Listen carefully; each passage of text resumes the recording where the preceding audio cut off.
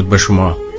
زنی فقیری از ناچاری به رادیو زنگ میزند و گوشی را که میبردارند پخش مستقیم است.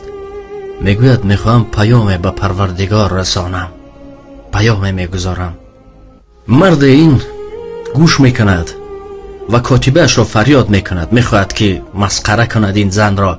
میگوید خرید کن گوشت، میده و چیده، هر چیز روزگار. بیبر به فلان سراغه به این زن بیده و بگو که این از شیطان است، از ابلیس. کاتبه وقتی که در زن را میکوبد میبروید، همه چی را میدید، اینقدر خرسند میشود اشک از چشمانش جاری میشود. بعد کاتبه میپرسد که آیا نمیپرسید که از کی است؟ زن میگوید نه، مهم نیست به من. وقتی پروردگار فرمان داد حتی شیطان خدمت میکند. لا اله الا الله.